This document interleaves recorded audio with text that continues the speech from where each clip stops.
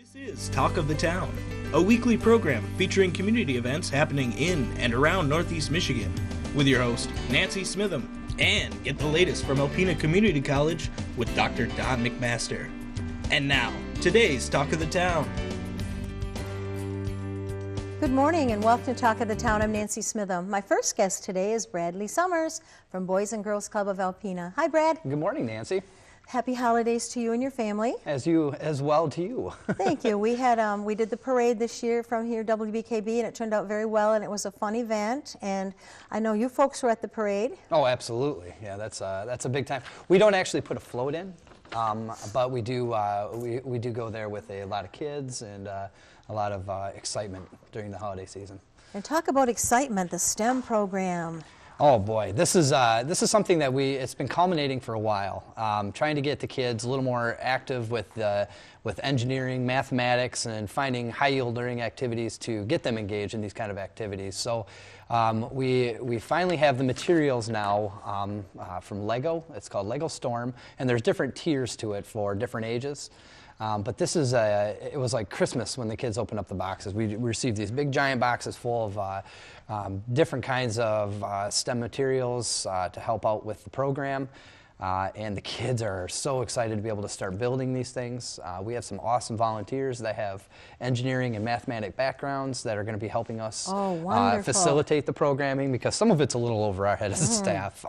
We can facilitate some of it, but it's nice to be able to partner with some really good people that have a great background of this stuff, and be able to give that excitement back to the kids and teach them the right things to go forward with it. When I see Legos, I just have an insatiable need to put them together and make them into something, so this will be interesting. It is, and it's not just putting the Lego blocks together. It's learning about solar power, it's learning about kinetic energy, it's learning about a whole bunch of different facets. Engineering, mathematics. Absolutely, and they have to build things to certain schematics to make it work, or learn how to harness power and learn how to harness engineering, science, technology, and all that together to build a project and to achieve a goal. Well, thank you so much for all the work and preparation that you've gone through to bring that to the kids in our community. What a wonderful idea. Well, thank you. And another wonderful idea is you're going to do some junior high activity nights. We are. We're doing some specific activity nights for junior high age kids. We're doing one of the activities we're going to be doing in December is going to be an escape room. So the kids need to work together as teams to get out of a room. Basically, it's going to be like a little room that we build inside the gym or a conference room or something along those lines. And the staff has really challenged themselves to come up with some really great ideas for this. Good idea. And we've done some things in the past with it, but this is going to be a little bit bigger and a little bit more beyond what we're used to. And basically, we just want to find opportunities for these younger kids, the tween ages, the early teens, the preteens, to really find something, beneficial to do. There are a lot of people in the community and a lot of organizations doing things for the kids, which is great, because the more resources, the better in our community to help these kids out. We're excited to be able to roll these kind of things out for the kids. Okay, and a $300 scholarship.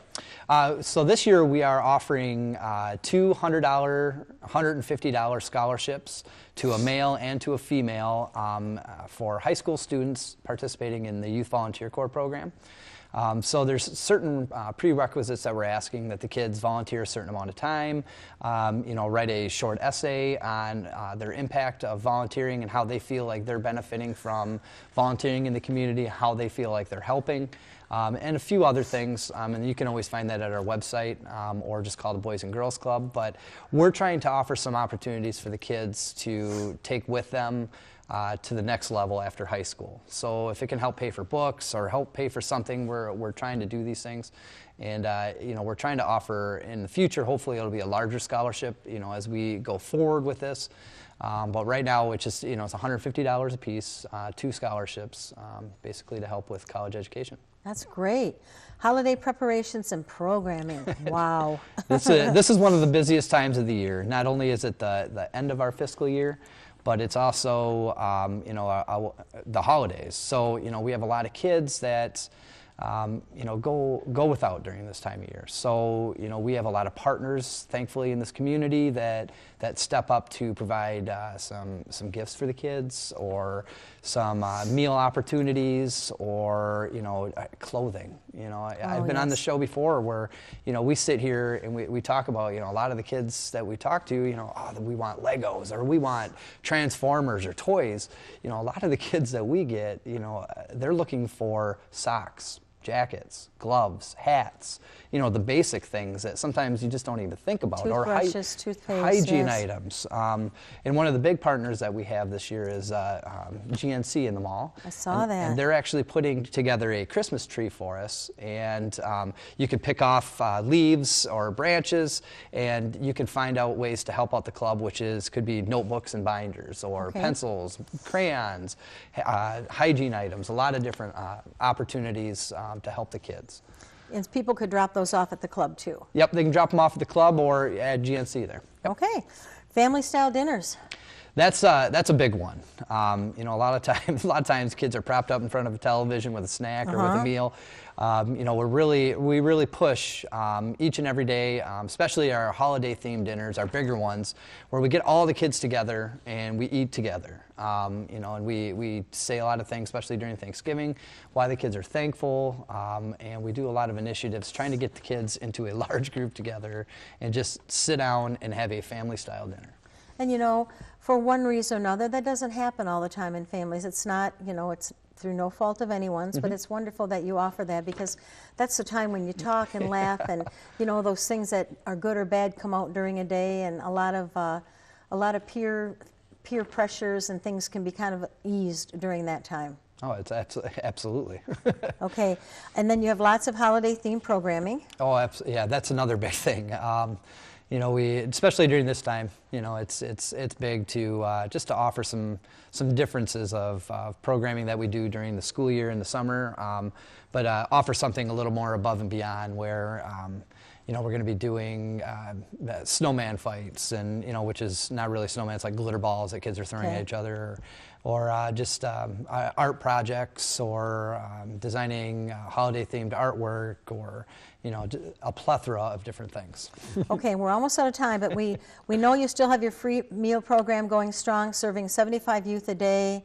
Anyone who comes to the club up to the age of 18 is welcome to have a free, nice, hot meal. Yep. Membership is $10 per youth for the school year, or $20 for a family. Exactly. Amazing, for all those things you talked about. And we had more things to go over, but we ran out of time. Like always. Right, so we'll look forward to seeing you at the end of next month, and I can hear about how the wonderful holiday things happened and how well everything went. Well, thank you, Nancy. Thank you, Brad. I'll be right back with Jason Sorensen from here on Humane Society following these messages. Hi, welcome back. I'm with Jason Sorensen, the Assistant Director at Thunder Bay, here on Humane Society. I'll get it right yet. That's all right. Welcome, and you've not been on the show before, No, I have not. I'm really glad that you're here, and I know you've had a really wonderful year for adoptions of both cats and dogs this year. Yes, we've actually done a really good job this year. We've got a lot of community support. It seems that we've really started to improve, I guess you could say, our brand name. A lot more people are actually looking to us from out of town too. Wow, amazing. So we actually we're starting to develop a customer base out of our core area, I guess you could say. Well, you've done a few really unique meet and greets and adoption activities this year too that hadn't been done before. Right. And I couldn't believe how successful those were. When I'd see it on Facebook, I thought, wow, how amazing. Yeah. And if the people see the animals, it's a little harder to walk away from them. And I know, having been there with a volunteer a few times, it's hard. I mean, I try not to make eye contact. I stand by the cat room and they put their paws under and they grab my foot going, pick me, and it's so hard. So, when you get them out and about and people can see the wonderful animals, I mean, that makes it a little easier to fall in love with them and want to adopt. Yeah, it does. We've done a lot of public outreach, doing a lot of visits to like Turning Brook. I take a dog every month to Turning Brook. Wonderful. I'll be doing a adoption event out in Posen at the Senior Citizen Center out there next month. We're going to do another adoption event in December the 16th. Okay. It's going to be a holiday open house. Okay. We're going to have, it's going to be from 11 to 3. It's going to be half off pet adoptions, dogs and Whoa. cats. And it'll be at the shelter? It's going to be at the shelter. Okay. We're looking to have a lot of fun with this one. We really want to kind of give it more of a not really a party atmosphere, but more of like a beach atmosphere. Oh, okay. We had some people in the community that donated a very nice cat tree, which we're actually able to use because it's actually we can clean it. We can I guess you could say sanitize it. Okay. And we got bored the other day, so we decided we were going to decorate it. So it's a palm tree? So it is a palm Christmas tree. Okay. And we're just going to go with that. We're going to build on that. Okay. And we're really hoping to have a lot of fun with this. We're hoping to have a really good turnout. We're hoping that a lot of people come out to try and find an animal to rescue them. Okay. And we want people to know that, you know, it's a terrible thing to bring your animal and just drop them off somewhere or open the door and let them go. What a terrible thing to do for yourself, your animal, and our community. Yes. We have outside kennels, and we have insulated dog houses in them. And we also have the front door to the shelter, the entryway, that's left unlocked also. People's lives change. It's just a fact of life. People's lives change. On Monday they may be able to have an animal. On Tuesday or Wednesday they can't. That's why we're here. You're more than welcome to bring the animal out if you have to. We prefer you do it during the hours, right? The normal business hours. But the fact of life is not everybody has that. We prefer it because you know the history, you know, exactly. what shots they've had and the age and that helps exponentially when we go to adopt the animal. You know, it really does help because it's basically our version of a Carfax. We know what the deal is with the animal, and it helps a lot when people go to adopt the animal. You know, when we have a history. So. And you know, people can. This is a wonderful time of year if you can't volunteer, but to remember the animals. I mean, anything you use in your home, a monetary donation is the best because then you can buy the kind of dog food you use. But dog food donation, cat food, cat litter, blankets, pet beds. Just bleach, towels, sheets, anything that you use at home, you can use at the shelter. We go through a lot of the Lysol type wipes. We use them a lot. We found that they're really, really nice to have. Yes. We go through a lot of them, and then also the Lysol, the scented, like Pine Sol, Lysol, house brands, so Dollar General, whatever their brand is. I mean, any of that stuff we use a lot of. And you do, and I think you wash more items there than a large hotel does. I'm pretty sure we do. I can't believe when I go there how many laundry load after load after load. And then, you know, the volunteers. If you're a volunteer, you know, maybe you only want to come once a week. We'll take you. Exactly. We are very, very accommodating with volunteers. We depend on them to an extent. We don't expect them to be there every day or at a certain time. We really we try to work around their schedule. Right, and I just want to go back to your comment earlier about, you know, you're getting a reputation and people from outside the area are coming because they know that it's a clean, safe, no-kill shelter. The animals are well treated, well taken care of. You have great staff, great volunteers, a wonderful facility. So that goes back to the direction that the shelter is in, and that's why people are going there. Yes, we're actually very happy with that. We've done a lot of things in the last year with the facility in itself. Putting the new floors in, we've done massive amounts of drywall, painting, just refurbishing it. We're making the building. Every month, it's like we have a new thing that we want to do.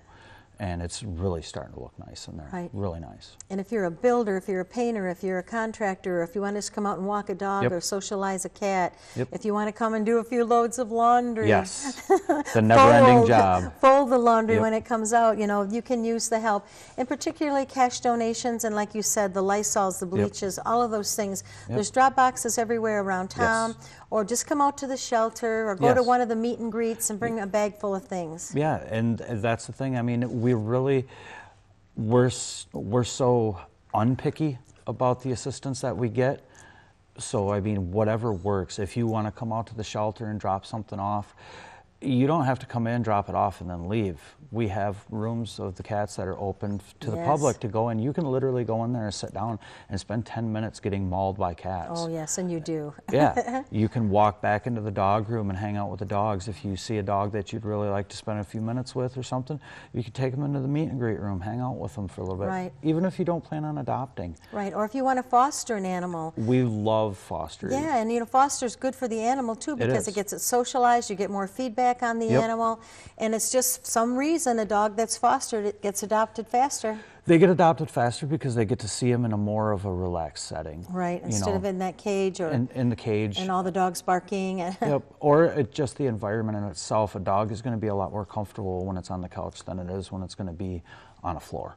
Okay, we're out of time. I want to thank you so very much for being here, and happy holidays, Merry Christmas to everyone, and thank you so much for taking care of the wonderful animals in our community. Thank you for having me. Thank you. Please stay tuned for Dr. Don McMaster following these messages. Greetings, everyone. Welcome to Talk of the Town. I'm Dr. Don McMaster. I'm president of Alpena Community College, and I'm pleased to have as our guest this morning Joe Donna, ACC art instructor. Welcome, Joe. Oh, thank you. Hi. And Joe, you and Lori Wade and a number of the other instructors are involved in something that's really neat coming up, the Evening with the Arts. Yes. So tell the viewers a little bit about it. Well, we have a student art show coming up. It's next Friday, which would be December 8th, 7 o'clock to 9 o'clock. And we've been pretty much preparing for it all semester. It's a kind of just showcase all the work, that the students have done throughout the last semester in all the classes. We pretty much tear the art building apart, move all the furniture aside, make it into one great big gallery, and we end up with probably several rooms in the main hallway involved in hanging artwork and pedestals for displays of sculptures and things like that. So it's a big event. The public is invited. It's a giant potluck. Everybody brings something, a plate to pass, and it's just, we've had all kinds of food, and it's just a great festive time. It is. I've attended a number of them over the years, and it's a lovely event. It always strikes me how much the students enjoy and learn from displaying their works to an audience. Oh, yeah.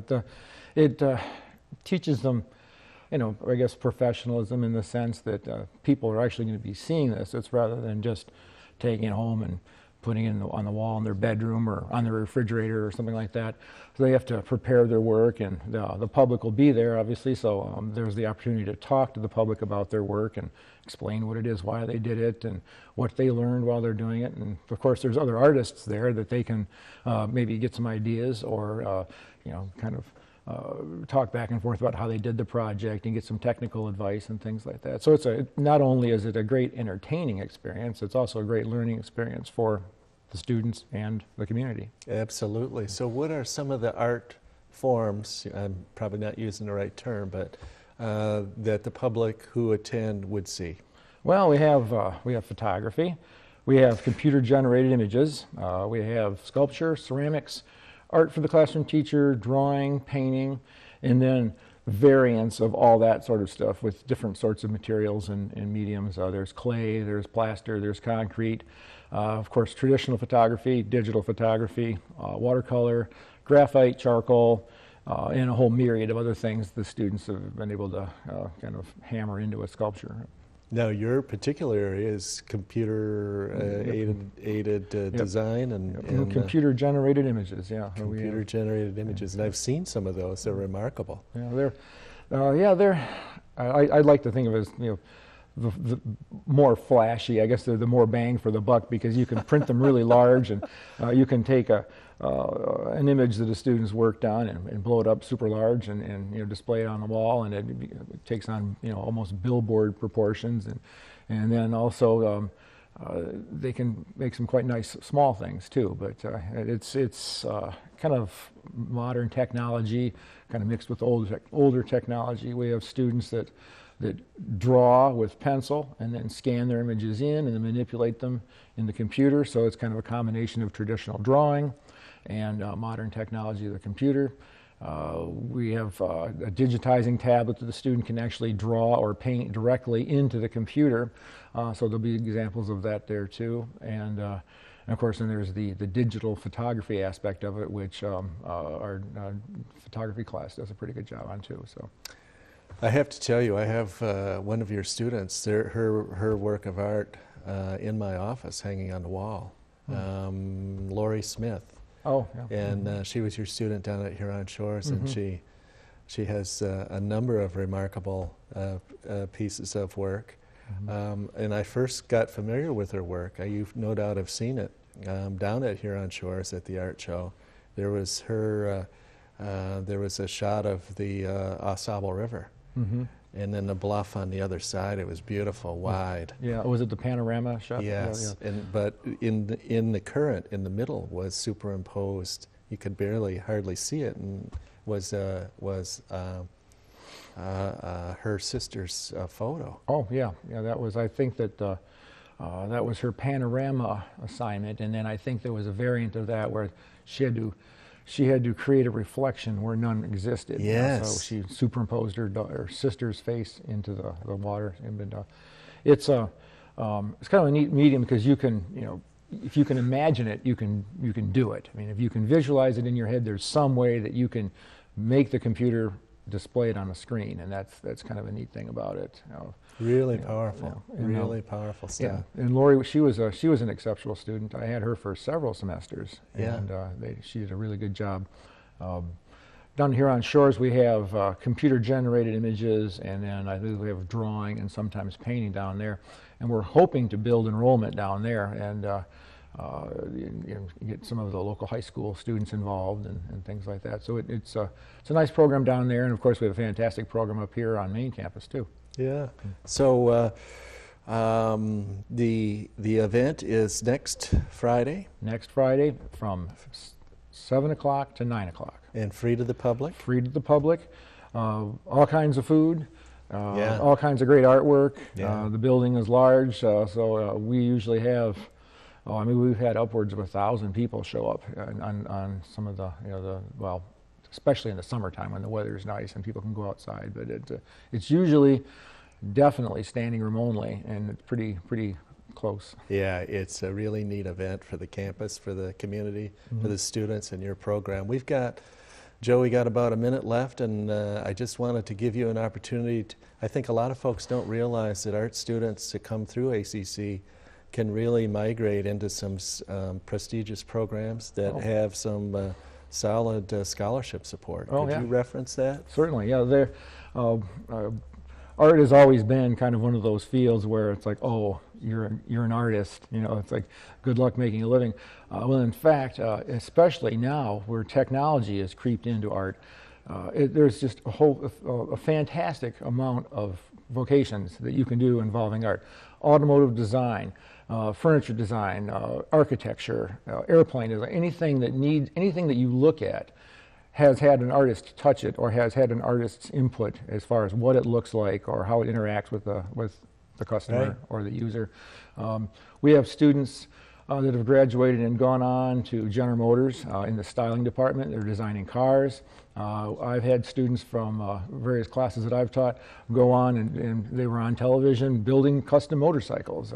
I've had students that they're building NASCAR things. They're blacksmiths, and so there's a lot of job opportunities out there. I mean, it's becoming and has become a visual society. Everything that we learn or know about comes to us through a screen. Somebody looks at something, and someone has to organize it and make it look good on the screen. We've got numerous students out there. Several of them this semester are going to Center for Creative Studies or College for Creative Studies in Detroit. One of the students received a $18,000 a year for the next 3 years scholarship to go to CCS, just on a portfolio that he put together in our classes. So. Well, Joe, that's an amazing story, and thank you for what you do and what Lori does. And thank you. Look forward to seeing folks at the art show. Thank you for watching Talk of the Town. We'll see you again next week. This has been Talk of the Town with your host, Nancy Smitham and Dr. Don McMaster. For a list of community events taking place in Northeast Michigan, please visit our website at wbkb11.com and click on our community link. This has been a Thunder Bay Broadcasting Corporation production.